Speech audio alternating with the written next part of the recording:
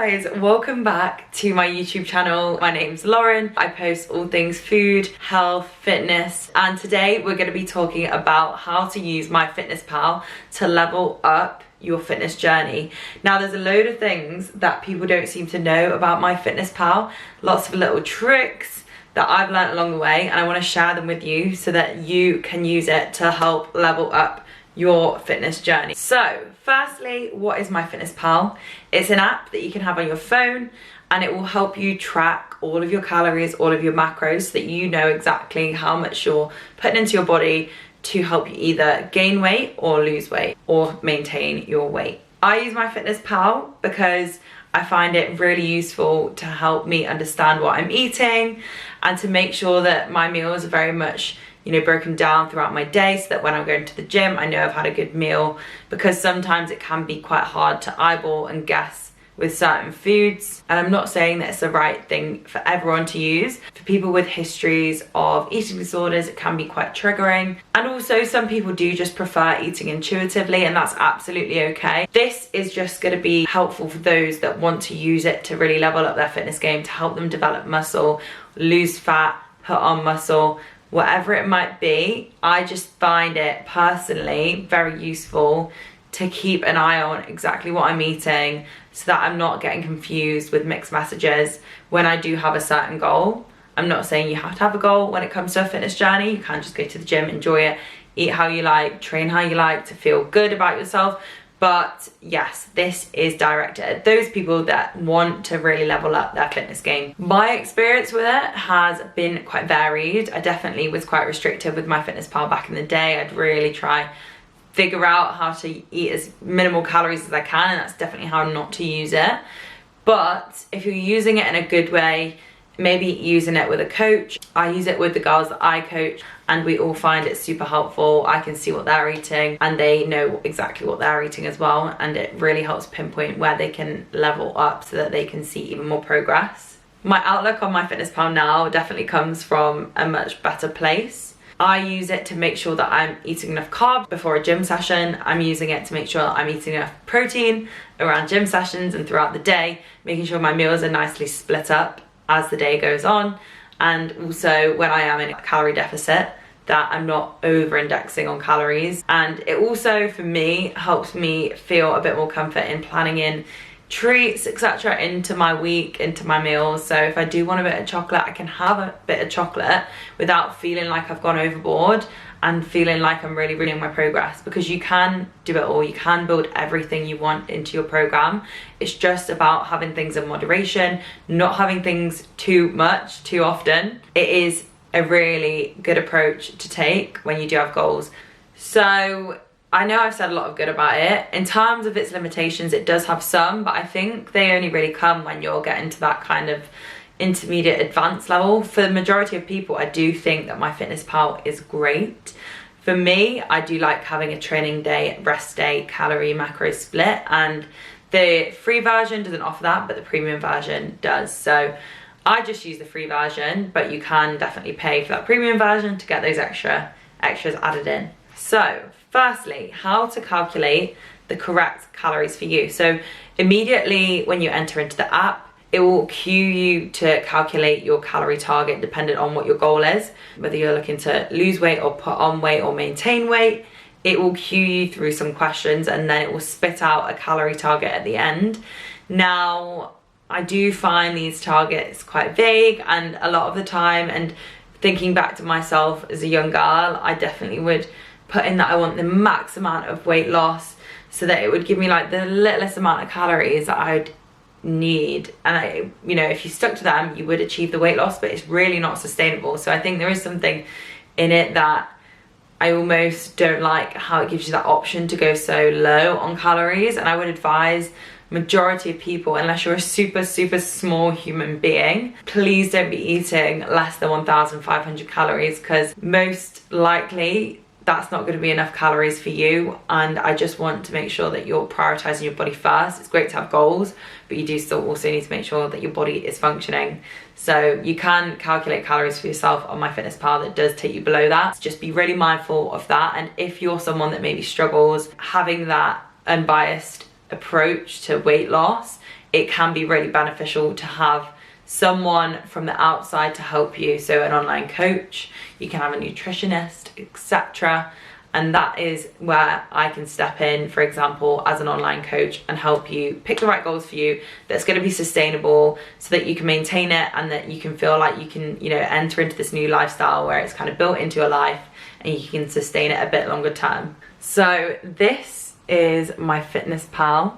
It's spat out that my daily net calorie goal should be 1,820 calories. It also gives you the option to track your steps. Now, this is something that I always ask my clients to take out, just because I don't want the steps mixing in with the calories that are in there. I like to keep steps separate to your calorie intake. It can be helpful for some people, but I will untick that because I don't want that included. And that is it. So that is my 1,820 calories. It's saying that I need to be eating.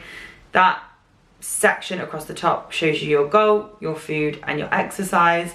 And your food will increase as you add in food. So for example, I'm gonna put sourdough. We love a bit of sourdough. And it adds it there to the top. So that will kind of bring that number on the right down towards 0 as you eat more and more calories. There's not gonna be anything coming through in exercise. Like I said, I personally don't think that's needed.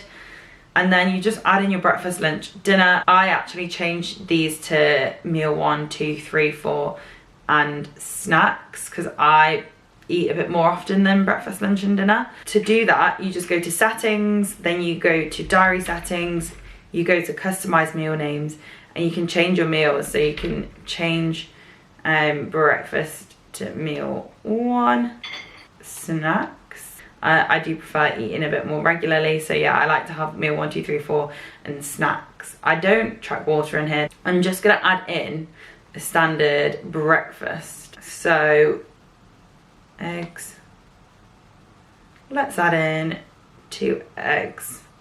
So we've got 2 eggs and sourdough there. So you can actually turn the phone to the side and you can see the calories, the carbs, the fat, protein of that meal. So this is what I find really helpful, to see the amount of protein that you're intaking with every single meal, and carbs, because carbs are also really important for performance. Before the gym, I always like to have 40 to 50 grams of carbs. So that's something that I do keep an eye on, and it can help you really stay in line with your macros. Macros isn't something that MyFitnessPal calculates for you necessarily. If I go into my nutrition goal, it's given me a protein goal of 91 grams of protein, carbs at 227 and fats at 61. This is a big focus in terms of what I do with my clients. And for me, I actually eat between 150 and 160 grams of protein each day. So that is actually quite low for me. But for the majority of people, it can be quite good. But if you're working to really build muscle, you do want to be having around 2 grams of protein for every kg of body weight that you are. So you can adjust your macros in your settings. So if you go again back to settings, so if you go to your goals, then go to your nutrition goals here, you can adjust that. So if I was to increase my protein goal to around what it is, I would usually take down fat a bit. There we go. So that is a bit more in line with what I would typically eat. And then that will then show on your deck. Also, you can only move it in terms of percentages, which is another limitation on not paying for MyFitnessPal, but you can add in exact macro tracking. So that is something that I probably should give a go, but I never have because I've always found it just about okay. So yeah, you can also set calorie goals by meal, which can be helpful if you're taking it super seriously. But for the majority of people, again, I don't think that this is necessary, but you can definitely do a lot more with it. So now going back to my diary, with the 2 eggs and sourdough, I've had 16 grams of protein. So I personally like to aim for 30 to 40 grams of protein with every meal. You want to be consuming some sort of protein source with every single meal to help you hit your protein target by the end of the day. If you are aiming for that 2 grams of protein per kg of body weight, then that is really going to help you there. Now, I'm not saying that everyone needs to be eating 2 grams of protein per kg of body weight, but it is a good target if you are someone that is like me, that's wanting to build muscle and lose body fat. It's great for body recomposition, and that is probably a video that I could definitely do off the back of this to help you guys understand that. Another tip that I find really helpful is pre-planning your meals. So adding your meals in before the day starts or the day before, so that you've got all your base meals in, and then you've got a few calories to play with if you need a snack, etc. You kind of then know if you are on this calorie deficit journey, which can be a little bit difficult at times, as well as a calorie surplus can be. You want to make sure that you're giving yourself enough time throughout the day to eat the food that you've set yourself. You don't want to be having it all too early or all too late, because then that can cause digestive upset. My last tip has to be my absolute favorite, and it is the meal and recipe setting. So when you go into your diary, you have the option of all, which is just general food, and there's loads of food in there. And if a food's not in MyFitnessPal, you can add it in with the nutrition label that's on the pack. You've got my meals and my recipes. Now, if you're someone that eats the same meal for breakfast every single day like me, you can save it in there.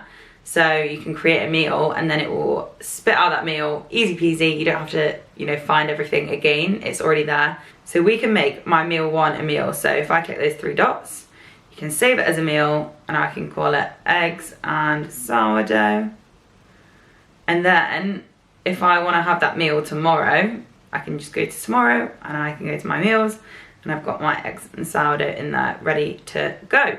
Coming back to today though, and you can switch through the days. You can also copy and paste foods from prior days. So I can go here, copy from date, and I can copy meal one from yesterday, which was my eggs and sourdough. I promise that's not all that I eat, guys, but it's a good example. Another really cool feature is my recipes. So you can create a recipe. We can call it brownie, and it can serve 6 people. So you're making some brownies. You can add ingredients. Okay, really rubbish brownie recipe, to be honest, but then it splits it up into 6 servings, and then you can hit save, and you can again add that into your diary.